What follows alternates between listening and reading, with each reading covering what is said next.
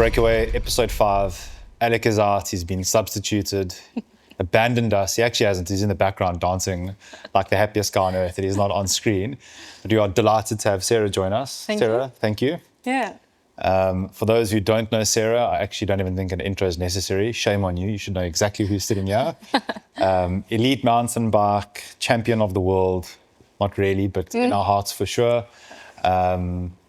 Coach, performance coach, ex-rower. I feel like I have to always throw that in because I feel like it really establishes your credibility. It's quite cool as well. But it's fair to say we now have actual talent and elite perspective sitting in the room. So I really look forward to your insights. We have a female voice to all of those that have been criticizing us that it's too male, even though we've got blonde hair to try and offset the maleness. Here we go. So Sarah, thanks for having us. And yeah, looking forward to getting into our topics. So today it feels like it's a massive race recap rather than headline news because there's just so much that's been happening. I think that's par for the course. So we've got Tankwa Trek, we've got 99er. I do think it's worth talking about that Garmin Varia. Interesting update there. Not necessarily the best user interface, but definitely something to talk about. And a whole bunch of other random nuggets here and there. You ready to dive in? I'm ready. So for a chance or for a pleasant change of scenery, someone sitting here has actually done the epic race we're about to talk about. Tankwa Trek is held up in like the status of legends. A lot of people are like, it's even better than epic. It's widely used, correct me if I'm wrong, as a check for where you're at in terms of your legs, your teammates, a good prep ride for epic. A lot of people, that is just the race. So an important race, very well attended.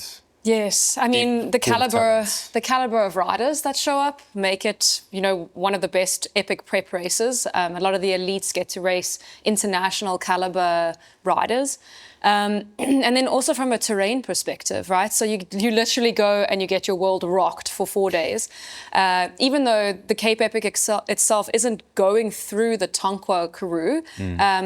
Sometimes it does, so then a lot of people show up. But it's the perfect way to test, like, how does day-to-day racing break your body down? Can you tolerate that? Do your team dynamics work currently? Can you tolerate them for 4 days? So there's a lot of people there and a lot of first-time epic riders that go too. They say once you can get through Tankwa, you most probably can get through epic. I've heard a lot of that. If you can just survive that race, you get it. So before we get into the race itself and how it unfolded, how are you feeling? Because you obviously did it. How was your race? I mean, I was dragged through the Tankwa Trek bus, maybe underneath, I would say. It was my first real mixed racing experience. I had the most incredible partner, Rian Weideman, very experienced in racing mixed, but it is also very different to racing elite women. So I can tell you a lot of the differences, that's for sure. Please do. What are some of the differences? Because it is later on, as we lead into the epic, it's nice to have like in-field perspective. So for someone who's raced elite ladies, pray God there's lots of women watching this. What's the takeout? Why should you do it? But then also, I'm now hearing more and more people wanting to go and race mixed for whatever reason. Yeah, I mean, every woman's decision to race mixed often has nothing to do with racing in the elite women's category. So for me personally, I have finished 5 ABSA Cape Epics now. And so I kind of wanted a little bit of a change. There's a lot of pressure that comes with racing in the UCI Women's Cat, and there's a lot of excitement this year with the adjusted women's route. However, coming into year 6, I wanted to do something different and also wanted to take that pressure off completely. Racing in the mixed category, there's no UCI points, there's no World Marathon Champs qualifier, there's no prize money. And so for me, I was like, how do I just take the weight off a little bit and go have a whole lot of fun? Little did I know that almost everybody is coming to the mixed category this year at Epic.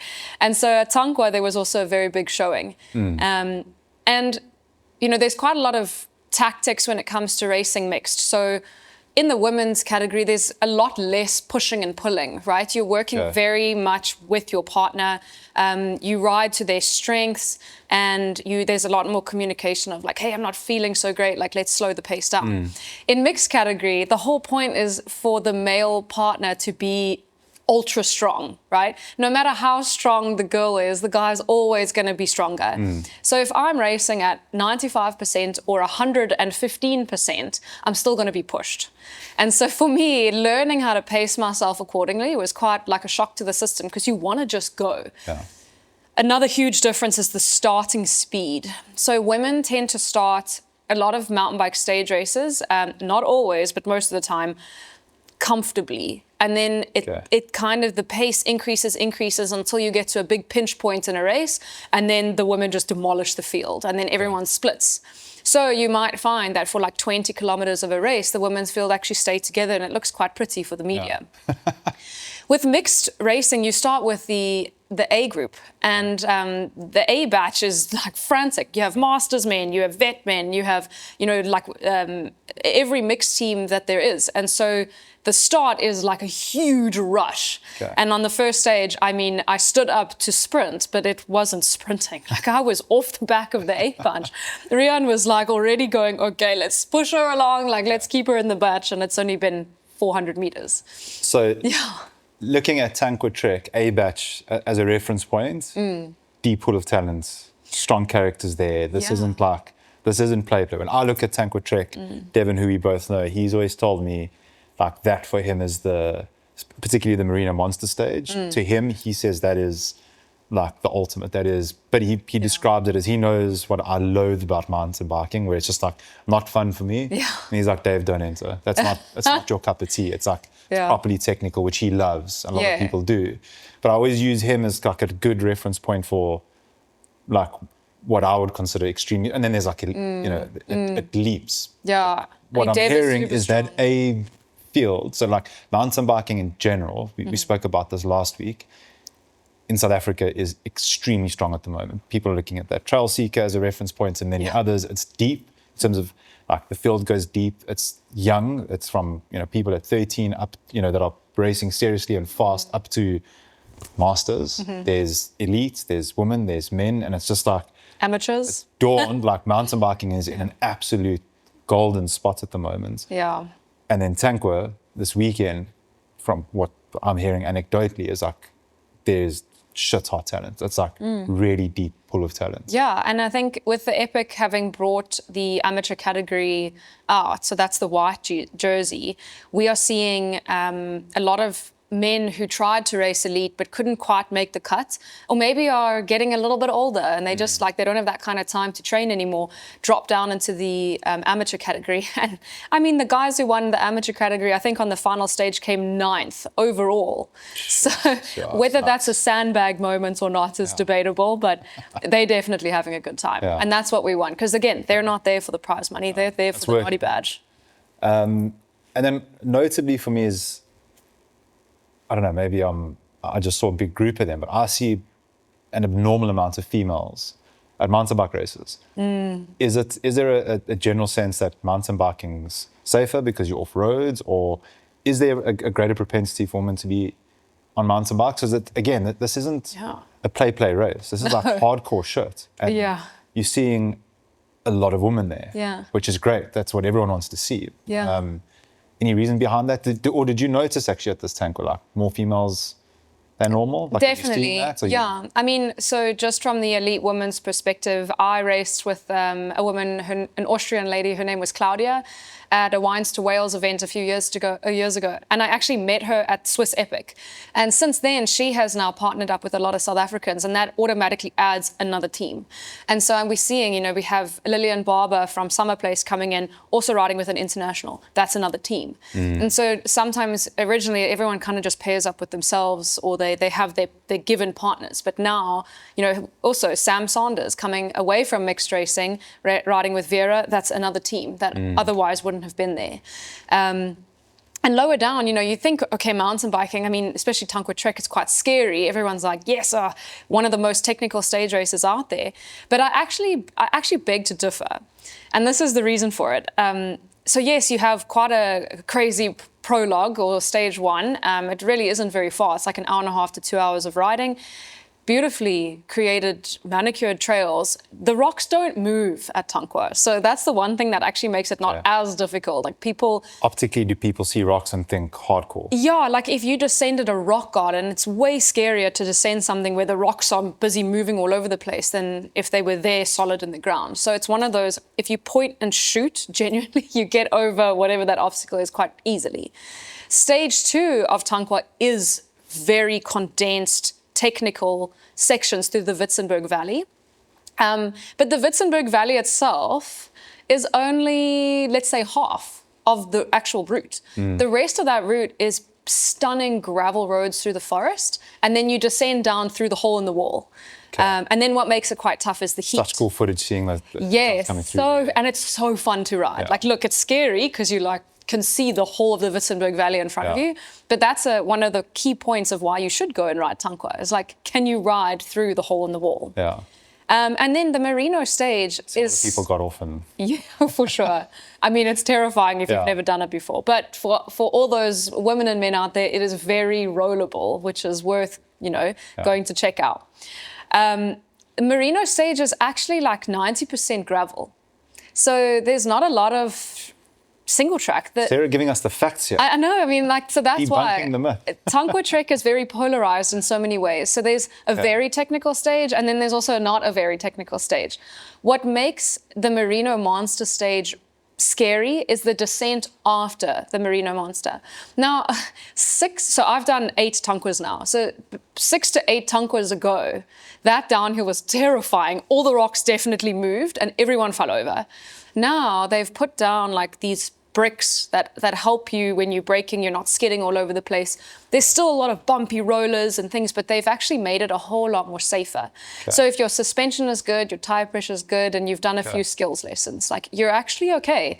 It's just hard because you've ridden your bike for 4.5 hours and you've climbed 1,000 meters in one go before you get there. Sounds spectacular.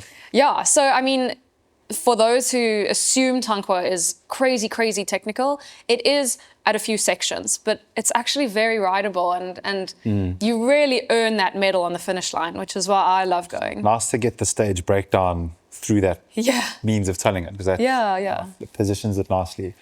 So to round out Tankwa Trek, I mean, an extremely successful event. It just seems to do so much as a ambassador-esque type race. The media coverage from it, so I'm like always looking at how is media done at these events, how quickly do we get it. That's one of my major criticisms all the time, because you want to see it in the moment. Like, no one's going a week later and checking what happened. There's too much going on. And that was phenomenal. Like, looking at the guys coming through that hole in the wall, there was a lot of technical stuff happening. It was just so well done. It's like brilliantly well done, like exceptional. So successful events. What are some of the results anyone should be taking note of, or is it pretty much as you'd expect? Oh, well, in the men's race, I mean, it was colourful and chaotic is the best way to describe it. I mean, so Marco and Tristan, I mean, they were hands down the favourites coming in. They're looking strong. They obviously have a beautiful story from the Cape Epic. So they have the whole country backing them for just about anything. All they have to do is stand there, and we are praising them right now. But having watched them over the last decade, I mean, they have grown into their strengths year after year after year. And their pairing up at the moment is also really good. Tristan's ridden with Pritzen before this. Not to say it wasn't successful, but there seems to be a chemistry between these two. That's exactly That's working really well. Yeah, and I think, the Honeycomb team even made a social media post where they said it's not always the strongest team that wins, but it's the team dynamic that sometimes can pull you through. And so Marco, what did he say on stage? He sochied with a bokkie. Excuse my very English accent. But so he got a bokkie rode into him on stage in one of the early stages, and I mean, he must have had such a big headache, because that is so terrifying. This is Africa. And something that actually does happen, not often, but whether it's the helicopters maybe that scare the animals, or the elite men are the first ones into these tracks, and we are in the wild. So it was such a shame when we saw that. We were so grateful that he was okay. His teammates they worked so hard to pull them back. I think they ended up still on the podium that stage, but to see him start the next day and then just go, okay, you know what, actually, like, maybe my head's too sore, my body's too wrecked. That's the right decision to make. And we see a lot of people try and push through, but he actually made the right call. Which he probably typically would. So that also tells you how much pain he must have been. No, he can tolerate a lot, that guy. Yeah, for sure. The field in general, but him also in particular. So even though it was a heartbreak for the South African fan base, seeing Andreas and Jakob come through and win the GC in the end. I mean, that final stage, we were all like, what? Yeah.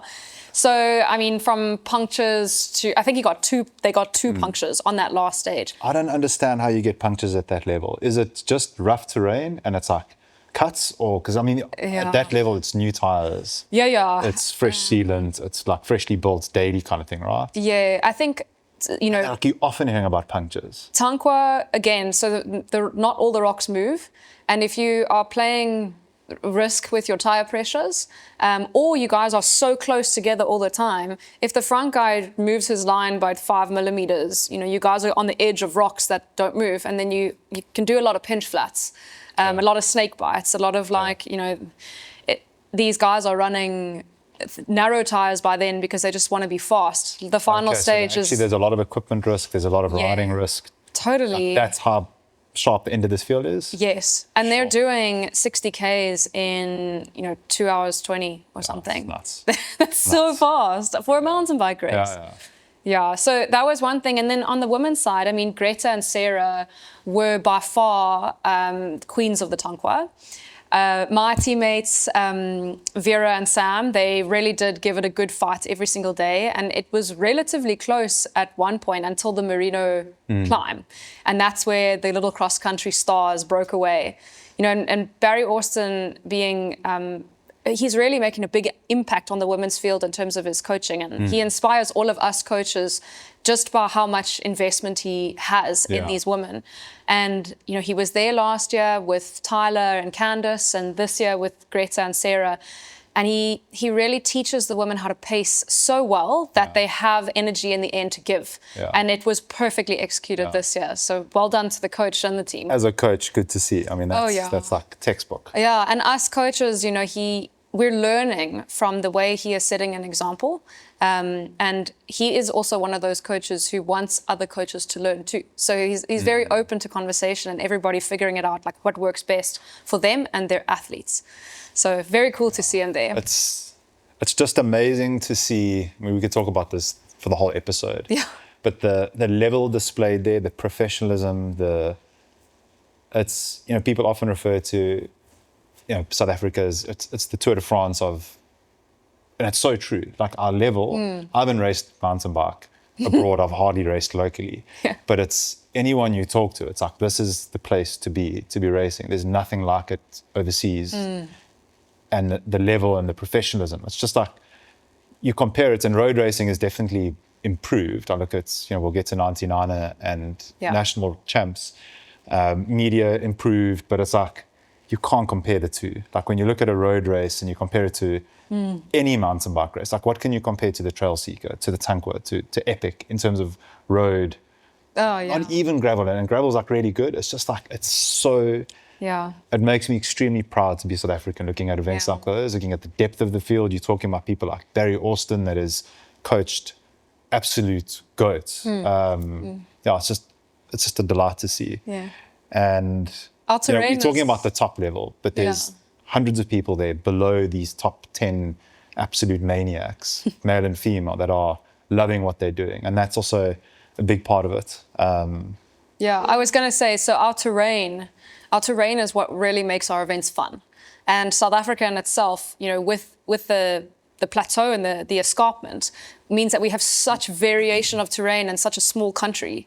And that's why people come, because Wines to Wales is different to Tankwa Trek, which is different to Sani to Sea, which is different to Bergenbush.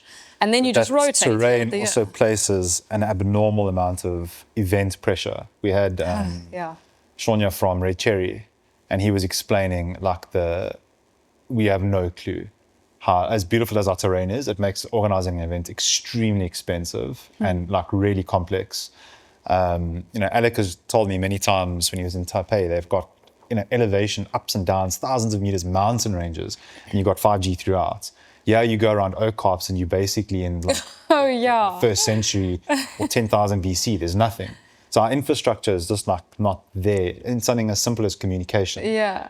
Compared to Tankwa other Trek, places. And there it's is like, no you look at signal the events there. they put on there. Like it's just mind-boggling, Yeah. the level of the event, the field, and everything involved. Yeah. I never thought about it like that. But, you mentioned how good the media is at Tankwa. I mean, there's barely enough signal to WhatsApp your friend. It is amazing. Like Yeah. I look at just the technical aspect of that, how quickly they're shooting, editing, getting the stuff out on brand, tagging everyone. Yeah.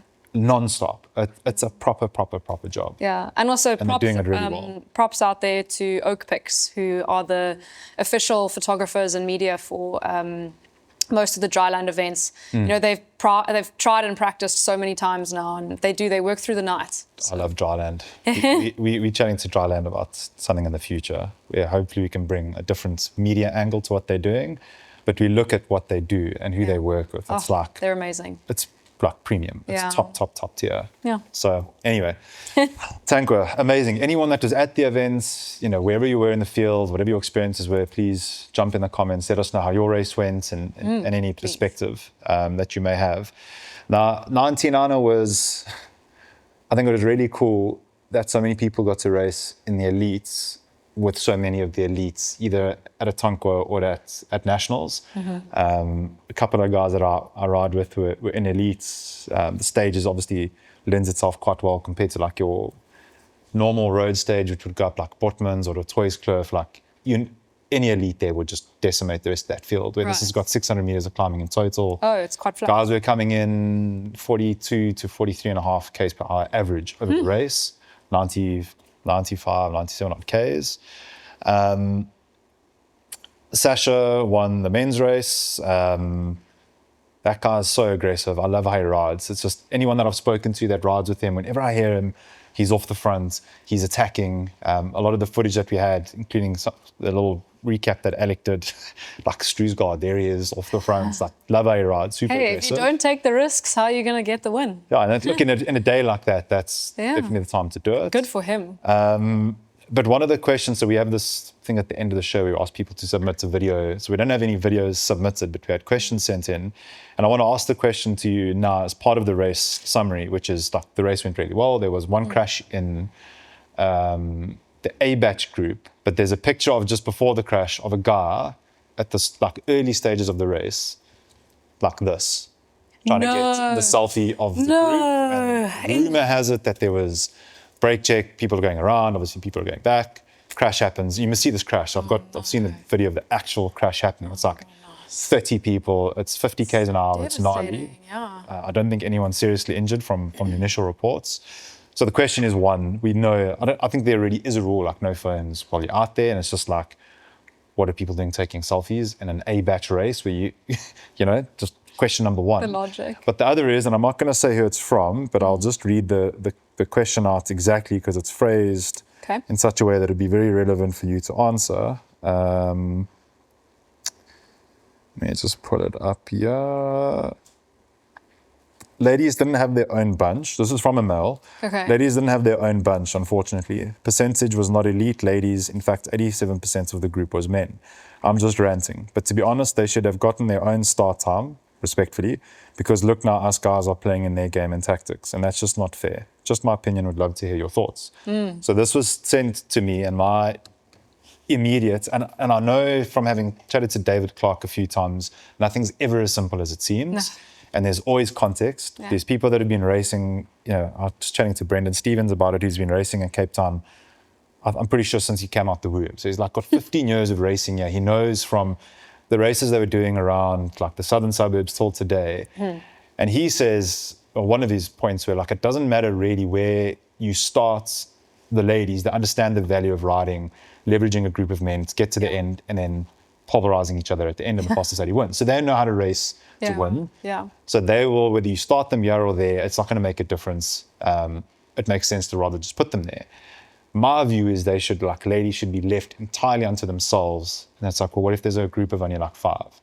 Like, so there's all this nuance around it. My view is, doesn't matter how many ladies there are, you should be separated out. Common sense should be there, no interaction.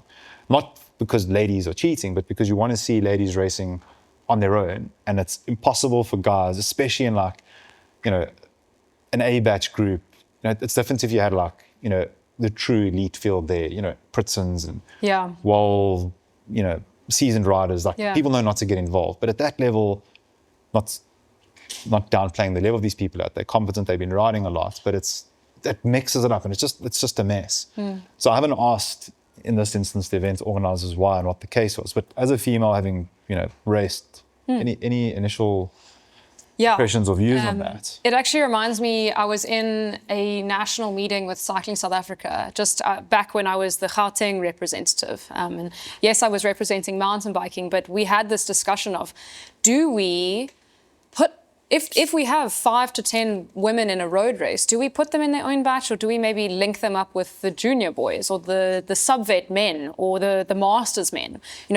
Why should we do that? Why could it be valuable? And when is the right time? So not all events do this, and there's a reason why they'll have women separately. And I think for the most part, when the women are in their own separate bunch, generally there's a good enough field for them to have a quality race. The less women means the less teams in general. There's a lot more individuals riding. They're all going to compete against each other, but the quality of the race might not be as good as when you mix them in with the men. And this is why, at least from my perspective and experience. So when women racing road want to go and compete on a continental level or on an international level, the speed at which they race is 40 to 45 k's an hour. When you put a group of women that are 5, maybe even 10, everyone's way more conservative when they race. The speeds at which they race are more like the 20s, right? They become extremely tactical because they know if they're going to make a move, they need to make a move that is powerful enough to break away from all 10 of those ladies. The problem is the women, other than Tyler Jacobs, who we'll talk about pretty soon, but when a woman decides to commit to an attack, generally it doesn't take that many women to catch back up, right? Because there's only so much in the tank, and you might find in a group of 5, 3 of them are sprinters. So, the quality at which that race then happens, it's not there. And so a lot of the women started asking. I remember Charisse Willett talking about this quite a lot. They asked to then race with the men to get the speeds up. And then eventually the women, they're like a magnet. So they stick together. For the most part, the men then actually are so strong they ride away. So the women, especially on a flat race like this, they actually can't keep up. And then what the men do is they either sit behind because they want to watch the race, or they just let them go. And it helped increase the speed, the leg speed, the training effect, the team dynamics. And then it also, in a sense, the women could practice riding in big bunches. So when they did go continental, international, they're not afraid. Whether or not it's good fair. Perspective. That's great perspective. You're saying it's better for women. That's all I'm hearing is if this is better for women cycling. Yes, from a training effect. You're not an elite level guy and you're going into a race and it's like, I understand you taking it seriously. But if I didn't have that context before, now knowing, I suppose if you're a guy and you're in your A batch race and you're seeing this and you now understand that, my guess is 99% of people be like, this is helping women by all means. When it gets to the end of the race, like, let's be real, it's A batch, no one cares who comes 17th. Sit to the side, let the ladies finish their race and enjoy the show. Yes, so that's it. Like, the men there are not racing the women. They have so much energy and gears. They want to watch the women do well. And yes, there are a lot of guys who are strong enough to help. And yes, there could be a stage where there's a breakaway and 4 women are on the back of 3 men trying to time trial away. But the women like to keep together. They don't let them go quick enough. And at a certain point in the race, if there's a guy that happens to be in the train of women, the women will ask, hey, would you mind if we just stick? Because guys, for the most part, are quite surgy. They can jump gaps a lot easier than women can. So the women prefer to just race together. And from my experience, every guy has been more than happy to let us just, stick to our bunch. I like that context has been shared. For I think a lot of people, that video Alec put out, you went to the race. Thank you again, Alec, for being there, taking time out of your day. Cheers. And you got that video together and published same day. And I think that got like 2,000 views, which is more people than entered the race within 24 hours. So assuming that that amount of people will watch this, I would hazard a guess the majority of the people that did that race will hopefully watch this and see that context. And again, to the point, I think if guys are aware of that and you get this feeling of like you contributing to helping women race at a higher level, and it's like, if you just know, I don't think anyone's going to be too fussed about that. Yeah. Like it's, leave them, separate that out. But then everyone needs to be, there needs to be consensus. This is why, and this is the case, and be accepting of that. Yeah. If we look at a different discipline like gravel, for example, I mean, gravel, women's only start batches is actually still relatively new in the world of gravel. Previously, it was mass starts, it was chaos. Women actually never knew where they were. It was all about who could hold on, who could sit in. But what started happening is men would enter the races and then specifically work for the women. And then the woman would draft the guy, and the guy would slow down if the woman fell off the back. And then all of a sudden they created breaks, and that's how women would win races. And then, like, the ladies had something to say about that, because it's like, is that fair racing? And it's, I mean, it's, I would just say that that's racing, like and it wasn't so a rule. Things that it depends on, but like, don't nerd out too much. Like, if that's part of the dynamic, then play the dynamic. Yes. And if you can't, then too bad. Like, every other woman is there. So if a bunch of guys get away, like, it's on women to say, as an unwritten rule, like, if you're in a breakaway with guys and you've dropped a few ladies, don't stay in that break. Or, like, that's part of the tactics. Because there's guys, or there's guys of like, it's prepping you for potentially racing abroad. No one at that level, no one cares what it takes to win. They'll do whatever it takes to win. Oh, that wasn't fair, don't care. I won. Yeah.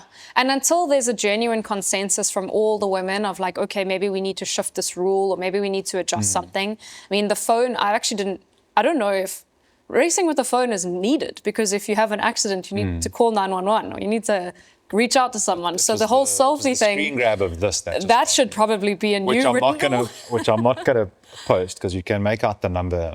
Shame. I don't want to name and shame anyone, but I've taken pictures in a race. Oh, for sure, Out on there, and the context doesn't matter. You can't say don't take pictures in a race, but then when I did it was safe, and there's no. And everyone wants free social media marketing, so having a selfie in a big group that looks really cool, then promotes the race, so it's like, it's a very big catch-22, just like many of the... I think that, for me, is one of the simpler ones. That's just like, no. Like, it dangerous. And maybe that wasn't what caused it. Like, that was the cafe banter of Monday morning. Having said that, I wouldn't want that to characterize the 99er, which is largely entirely fed back on as an incredible race. The guys that were in elite said it was an incredible experience. It was super fast. Everyone was all smiles at the end. They enjoyed not having this deep pool of talents, like the absolute best of the best there, that kind of like changed it. But they still had the RDX team there doing, those guys are fast. Stupid work. Among many others. Like, people just were frothing. It was so good for road racing to that kind of feedback. It's like, I haven't done a single thing this year. I feel like I've just become a podcaster, and I don't actually have any creds of riding. But it was the first race I've listened to people talking about where I was like, FOMO, like, I wish I was there. And also a lot of people, so quite a few of my athletes went and did it, and to be able to do 97 Ks in like, I don't know, 2.5 hours or less even, it's like, speed training. It's so cool. It's proper speed training. Anything above a 40 average and you're riding in a group on the roads, it's not full road closure, that's good to have in the legs. I was also told by Dave Clark that event is put on by a school as a means to raise funds. Smile is a radio station that is obviously one of the title sponsors. And it's another one of those things, I don't know. I'm like, in future, I'd love to go up ahead of time, find out about the school, do like some journalistic work with Alec and like tell the story.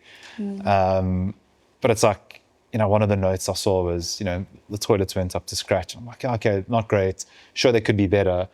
But like, this is for a school. If they're saving $1,000 to help with a kid, context changes everything.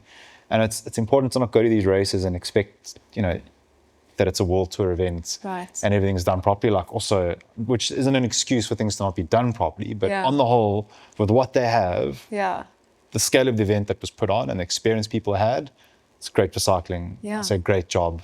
I mean, this is 99er, not gravel burn, right? So a toilet situation at gravel burn, that has a much bigger effect on everybody than here. Parting with And that also, kind of money. Entering 99er, I mean, you're riding for a purpose. And that is already in itself way more fun, way more worthwhile to go. And on a weekend that, diluted the field quite a lot with so many events happening, just to see how many, nearly 2,000 people riding is incredible. Yeah, it's a proper event. And so it would make sense to finish off our cycling with the road national champs. Yes, of course. Of course. Incredible racing throughout. Like, again, one of the better jobs CSA's done in terms of media. A lot of people will say that the men's race, the cutoff of the feed was at like the exact wrong time. It was like all this build up and then it went off. And it's like knowing what they have to deal with and how difficult it is and all like the lack of funds and everything else. Yeah. Like, yes, it would have been great if that was better, but flip, what a massive upgrade from where it was. Like the fact that so many people were able to watch and partake in it, not being there. Overarchingly, my sentiments is a great job. So that's from that point of view. Put your phone on silence and then your MacBook runs. Like, that's hilarious. I don't know how to put my MacBook on silence. So this may happen again. That's fine. Next time we answer it. Do you want to talk first about Jacobs, Tyler? Yeah. Oh, little Tyler. Not so little anymore now that she just out-sprinted some of the best cyclists in South Africa and the world, just Dominant. to mention. Yeah. Dominant. Just a point out there, we were all watching that feed at Tankwa Trek. Even we were finding ways to see who it was, because Cool, man. with a route like this, it really was anyone's win, right? Yeah. It depends. Is it a bunch sprint? Is there going to be a breakaway? What's going to happen? And with women's racing, the speeds are increasing. The strength and the depth of the field is increasing, which means that the possibilities are endless. Yeah. So now it's actually so exciting to watch. And to see, firstly, Tyler Jacobs, this is her final year of U23. So I actually mentioned at Bunhook when I saw her, I was like, how long until you're in the elite category? Because I'm terrified to race against you, legitimately. But her calm, cool, collected sense of self and her absolute belief that she is the most powerful rider out there shone. Obviously in road, your position matters, where you're at. But I even read something that Candice Lill wrote. I mean, she was also there. She was trying different things. She loves to be more of an aggressive road racer because, you've got nothing to lose. You're a mountain biker. Yeah. Just to mention, Tyler Jacobs is also a mountain biker. Yeah. Mixing it up in the road field, just because it's something different. And Candice mentioned how strong Tyler is at the moment, and we see it at Bunhook. And that's a veteran. I don't imagine compliments are going to come easy. Candice has reached legend status, and she's still climbing her ranks in her own world. I loved seeing some of that feedback. Women are supporting women properly now, and that's something I've felt this year. It's funny you mentioned that. Someone said in the last week there was a cattiness around women's racing. Yeah.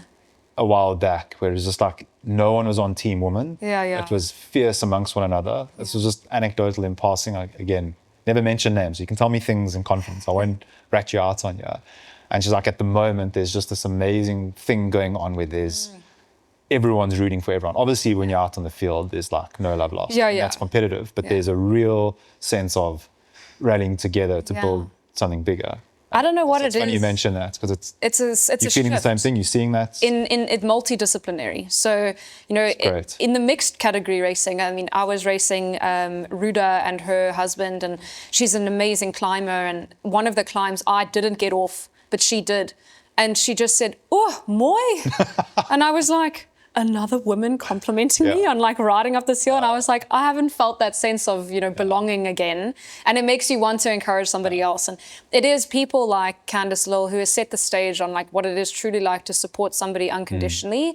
They're going to beat you some races, you're going to beat them some races, but it's how you carry yourself and be open to like, this is how we all get each other, to the international level is by being in it together. And so it was really cool seeing that. I mean, Lisa Bone, just a big thing to mention for her, she came second. We weren't sure, you know, if Tyler won, does that mean she's the elite winner or the U23 winner? So we're still kind of researching on what the clarity is there. But Lisa looks like she's announced as national champ. Oh, Tyler. Under 23. That's Okay, just from what I can see on CSA's Instagram and on a quick Google. But if that has changed, or if anyone else knows officially, like, feel free to correct us. But as it stands, what I can see, she's national champion. They do often combine U23 and elite, so that's amazing. Which is a statement in and of itself. Yeah, the U23 girls are strong enough to race. But to see Lisa come through second, I mean, I know Lisa from Gauteng, one of those early morning riders, you know, 4:55 a.m. racing engine to engine with the guys. She has climbed the ranks so fast, but is such a beautiful soul, really. And again, like she is so in love with the sport. And I'm really, really looking forward to watching her progress way further than national level. You know, she's not the youngest in terms of like, I'm 21 and I'm, you know, crushing it at riding bikes. She only started when, you know, a few years ago, if you think about it. And so she's got an amazing boyfriend up there in Joburg, amazing support now on this team that she's on. So, you know, and beating... More to come. Yeah, and beating, I mean, Ashley Moolman, I said Candice is legend status, but I think Ash is probably the road legend. Wow, like gives me goosebumps thinking about it. And it's, I can't say enough. We've been saying consecutively on the show, like how women's cycling in general is so unscripted.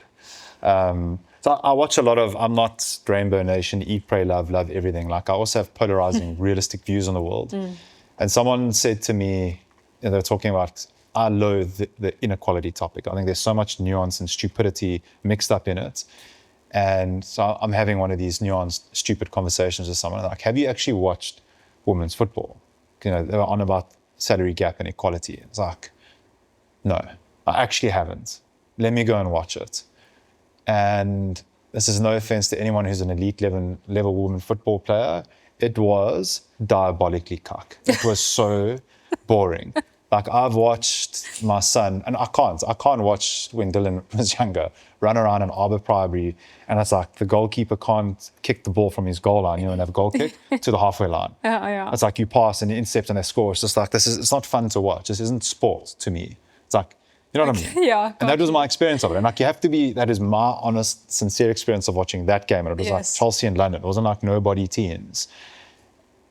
Using that as a reference point, so I don't have this like everything every woman does. I'm just like, yeah, you go woman, or men for that matter. I'd like to believe I'm objective. Women's cycling is radically opposite to that. You never know what's going to happen.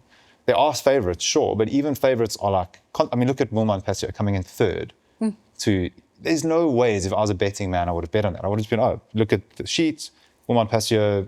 Oh, well, we were all like Hayley Preen. Obviously, she would win. Sure. If it's a sprinting game, Hales has got it. I've sprinted against Hayley. I wouldn't have picked anyone over Moolman Pasio. Really? This is women's cycling. Then you go to world tour level. You look at,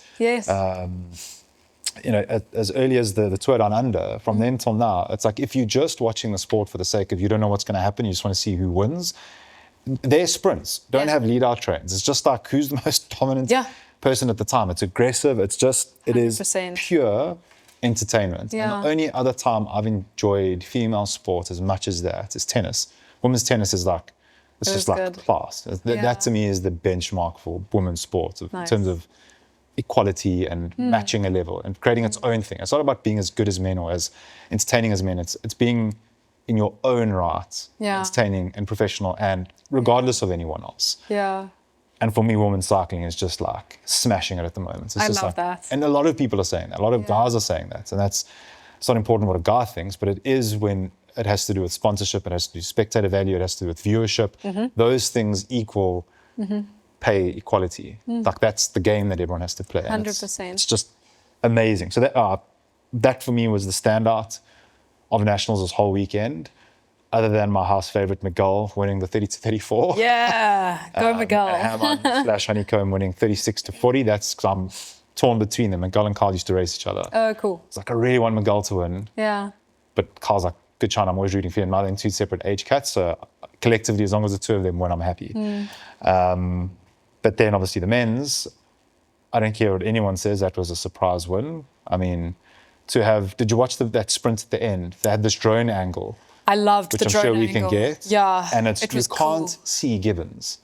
So the sprints, and maybe no one's expecting it. It's like, and I'd love to see the power file if anyone could share it. But that was like cinema, just an amazing, amazing moment. You know, I'm watching Tyler sprinting.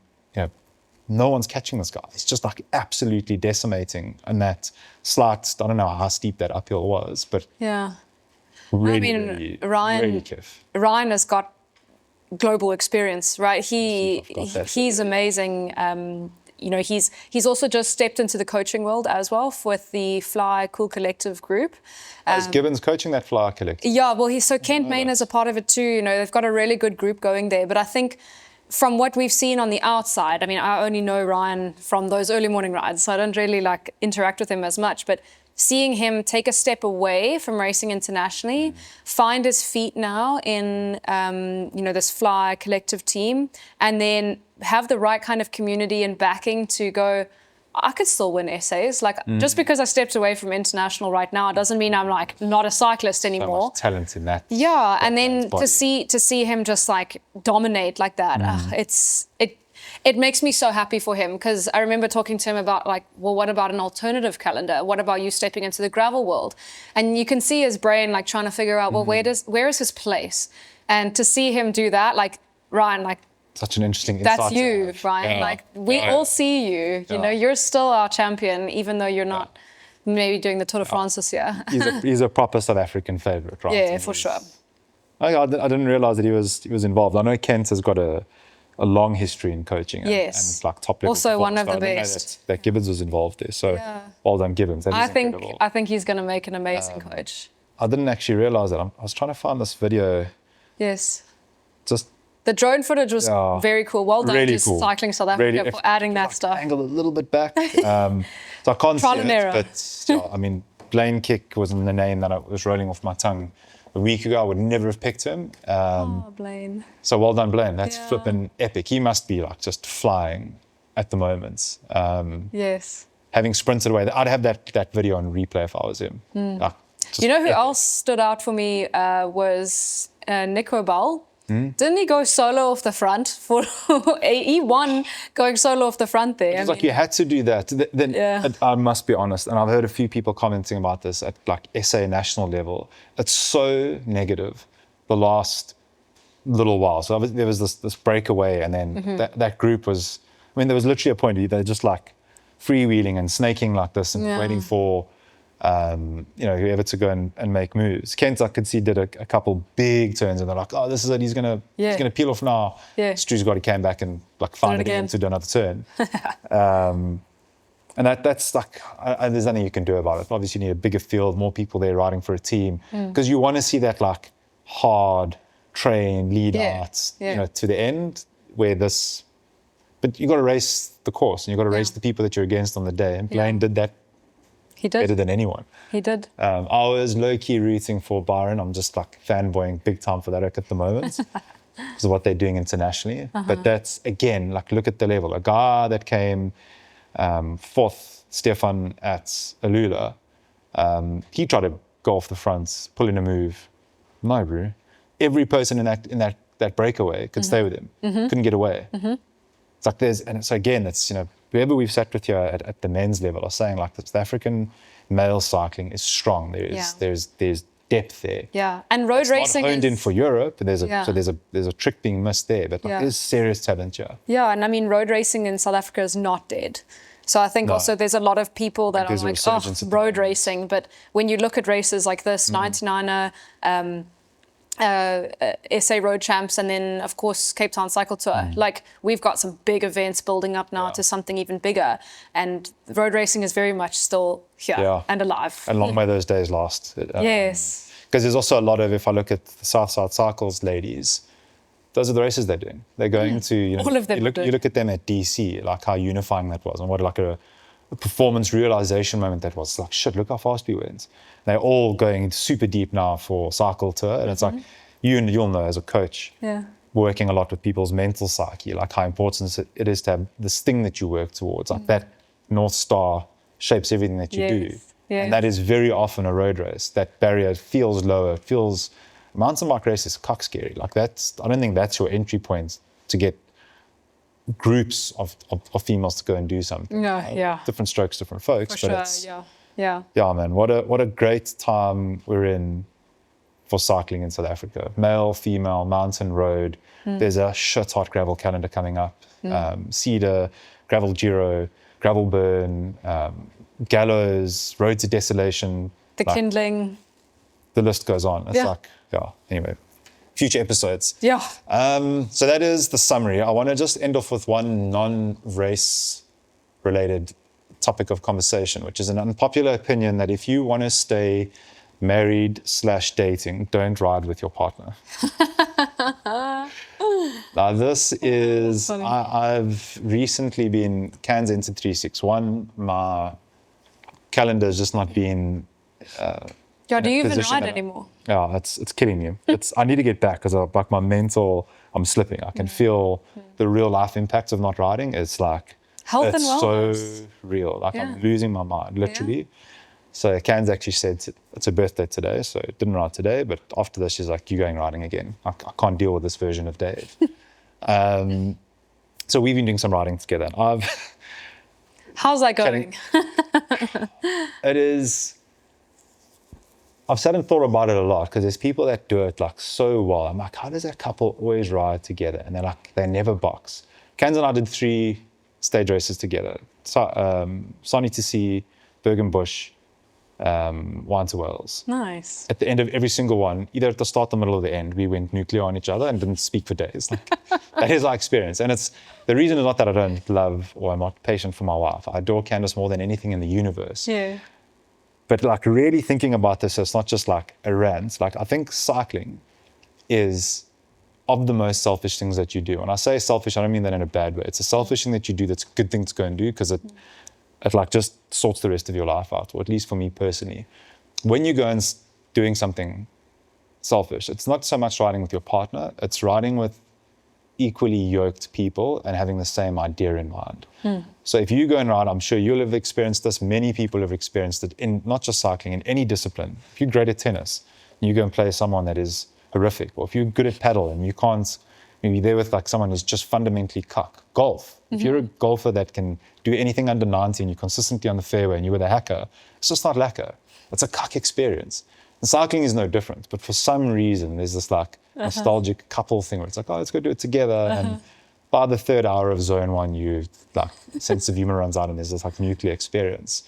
And I think that's the downside. And I think it purely is chalked up to equal level and same alignment. So when Cans and I do wee-woo, South cycles on Friday, absolutely perfect. It's like, because we're there like to have a good time. But it's on a Saturday or Sunday, like I want to be dying. Like I don't enjoy zone 1 or 2. I want to be 3 to 7 and I want to feel like I've killed myself out there. That's just, I think most people have generally enjoy that. Yeah. And you're not able to do that. Also, if you're with your partner and you're going out there and anything goes wrong mechanically, normally keep on riding, toodaloo, Reichardt, Alec, your problem, deal with it. It's like, that's not my Sunday ruined. And with your partner, guess what? It is your Saturday, your Sunday ruined. It's, so there's, I say it comically, I don't really want to bash the cycling with your partner thing, but I'd be very interested. I adore my wife and I really wanted to take 361 seriously and to like go there and enjoy it. So I'm like all in on Candace until 361. Like I wanted to do great. But it's not the best thing for her to be riding with me. Like I'm human. You have patience problems and 15 hours a week of zone 1 is not going to keep anyone in a mental state of sanity. But I'd be so interested to hear, to create engagement with this platform is difficult, but to hear people's great stories, tragic stories. My wife and I once nearly murdered each other because like, I just think there's so much good humor on the light-hearted side of things. We've just gone through all this racing. Like there's so much funny stuff. We did Friendship Pass this weekend. We went away for a birthday and like that, we went up and down there. That was magic. Like what a beautiful thing to do. It's this great video of her descending. And it's just like, I watched that in that moment. It was like, so well. But then while we're going down, there's these lanes where you can't, it's one way you shouldn't actually be going up on a bike at the moment. It's actually really sad to see that on the redevelopment of that road, they've made no room for a cyclist lane or anything. Shame. Like, tragic to see that. So silly. Nothing being planned for a cyclist there. So hopefully that changes in time. But I worry. Like, I can be threading through cars, cool, no problem. That's my own life. With her, I'm just like panicked the whole time. Like, I just want to get to this end of this descent and know that she's fine. And that's the other side of it. Yeah, I mean... What are your views? So I love hearing your perspective, right? Because like you're the guy who's stronger than the girl, which for the most part, 99% of the stories are going to be like that. For me, it's the other way around. I'm the stronger rider, I've right? ridden with you and that's... So I think I love... through the R's. I love the banter at the coffee stops at the end. I love listening to husbands or boyfriends kind of like... not necessarily complain, but they talk about, like, I need to ride with my wife this Sunday. And it's just going to, like, I'm not really going to consider that a ride kind of thing. And I am exactly to blame. I mean, my husband and I, we're going to go drive through to the railway market, the Elgin Railway Market, but we're going to ride our bikes there. It's Wines to Wales Stage 2, super, super fun. Smart. I put in my training peaks not available because I don't want my coach to try and plan anything because I'm not like, that's not considered a training ride. No offense against my poor husband, but it's quality time. Yeah. So I think like listening that's to that mindset thing I'm talking about. Yeah, so you have to shift who's the priority in this particular ride. And for you and Candice, if you're doing a training ride for her to prep for 361, it's not about you, it's about her. And so your patience is unlimited, and it has to be in order to support her fully to get to her, to reach her goal. But then on a Tuesday morning, right, you need to then go, okay, well, today is priority about me. And so you might go and do Pure Savage because that's what's going to benefit you the most. And I mean, here I am talking very, very much like a sports psychologist, but it's about the communication on like who's going to be the priority today. And very rarely is it ever truly about us unless there is no goal. Like the goal is quality time. The goal is, to go climb to the top of that tower, and that's it. Doesn't matter how fast, doesn't matter how slow. And if you guys can get on that exactly the same platform, then there's a whole lot less arguments to come.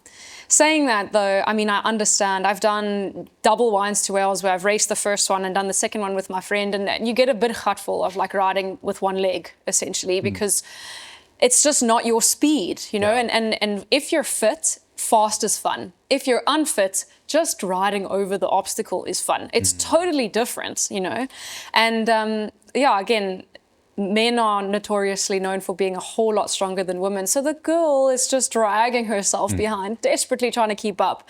And you're just desperately trying to hang in to not snap and be like, my gosh, we don't need to stop at this water point. Like we can just carry on.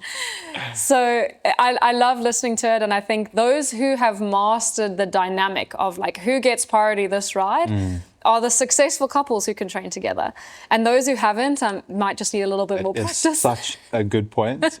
and I hope the comedy of this little feature is not lost on anyone. But there is some good advice in there. I like that. Who's this ride for on this day? You're like, who are you serving? So don't stop riding with your partner. There is hope. Your marriage can survive it. 100%. And will thrive as a result of it. Okay, those are the big talking points for the week. I don't think we've missed anything. The only real notable, the Garmin thing we could actually probably move onto next week. That's not really time specific, but Garmin is this new Varia. There's like, if this is your screen, half of it is taken up by, it's showing trucks, it's showing little cars, it's color, it's speed, and it's just like, if you spend any amount of time trying to make sense of that, you're probably dead because you're sitting staring at this thing. So I think that's a good talking point. The idea is novel. The headline for me in the new Varia was battery life. You have to charge any of the Gen 1 Varias almost every single ride. So if you're going and doing a long ride, there's some risk of how long that's going to last. Okay. I think any rear light is non-negotiable. Cape Town in particular is at a low point in terms of patience on the road for lots of different reasons. Big tourist influx, like there's just frustration. Cycle tours around the corner, so there's tons of cyclists on the road, and it's just the minimum you need to do is be visible. Varia is, as far as I'm concerned, the best, the way it flashes, the way it alerts you. And that new one has like 4 times the battery life. And that, for me, is like Garmin Varia update wrapped up in one go. The screen thing is stupid. It doesn't make any sense. We'll have to compare, and I think the good thing is that more than one person can connect to that. So then more than one people can see the cars coming. But at the same time, like if you're not able to be visually aware of what's around you and you're relying completely on your device, there are cases, especially in South Africa, where the car's going to hit you no matter what. And so are you riding in groups? Are you not? Like, when we do discuss this, like, let's talk about safety as a whole. Because we can't fully rely on our devices. The device is too limited. Exactly. But at the same time, how is that a useful tool for the drivers? How can, like, the biggest thing is, do the drivers see the cyclists? And is the battery life worth it? I mean, remember in mountain biking, I got 11 batteries on my bike, 4 of which I need to charge every third ride. And then I have to charge my Garmin, and then I have to, so my heart rate strap on my arm, I charge that every 3 days too. So if you're in the world of charging, you have your own charging station. I mean, is it really that much of a hack? If it's your safety, then no. Keeping it charged, no. It's just how long it lasts on a long ride. Like if you're out there for long, like that for me is criticism. Will it not make a DC, for example? Should. Okay. But there's DCs and there's DCs. Yeah, that's true. 5-hour DC depends or how long 9 hours. it is, depends how old it is. And then the other controversial point with that Varia is it's stupidly expensive. Yeah. I mean, I don't have one for that reason. The new one's like double. I think it's probably north of $8,000. I think it's $700-800. Oh, it's very hard. No, it's stupid. So Garmin, we want you to be safe, but we also want like major dividends and share price earnings. It's like, maybe also when we chat about it, like we can bring up, well, what are the alternatives? So Eugene if you has some good stuff, so we could do a proper that would be dive awesome. into that. Yeah. But also like a 250 rand light that goes on the back of your bike, like just be visible. I say this with not one single one on my bike at the moment, so I need to go and practice what I preach. In closing, I think the first thing for me in terms of closing, Alec, you want to walk past? Yeah. So in closing, Alec is leaving. Farewell, Alec. He is off to Taiwan for enjoy. 2 weeks. Yeah, 2 weeks. So farewell, Alec, from everyone here. We'll see him when he gets back. Travel safe. Bring back cool stuff. Yeah. No doubt Alec will still be doing some post-production work for us over the next 2 weeks. Cheers, Alec. But Sarah, it's been great having you. Your perspective is totally different. You have actual knowledge and insight, and I've thoroughly enjoyed this. I look forward to as many more of these as you're capable and willing to do. So first off, thank you for that. Events coming up. We've been saying how spoiled we are in this country with incredible events. So Valentine's Day, you can be going with your partner to Cedar, doing probably one of the most legendary gravel races. Please bring back the 250. It's I think it's still a UCI event. Yeah, it's a World Gravel Champs qualifier. So there's a big hype behind the Cedar. I'm sad to be missing it. It's a big one. It's in a really tricky time, I think, for a lot of people that are cross-discipline. I also didn't get the pink slip. My husband said, please, no racing. And, speaking of events, the Big 5 Mountain Bike Challenge, it used to be on Valentine's Day. So that's specifically why he said, please, please, please. And then they shifted it to the weekend later. So I'll still be there at the So Big we've got 5. Big 5 in 2 weeks' time. Yes. We've got Cedar next weekend.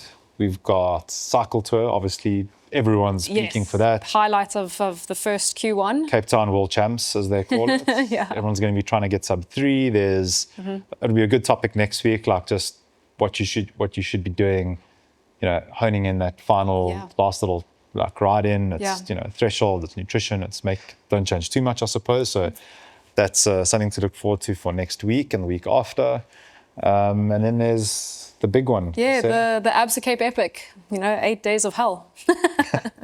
It's the biggest mountain biking event in the world. Yeah, Tour de France of mountain biking, definitely a highlight that people spend years training for this event. I joke that it's hell. It's not. It feels like it towards the end, but crossing that finish line is like no other. So really looking forward. If you are doing the Absa Cape Epic, please chime in. We'd love to hear how your prep has been.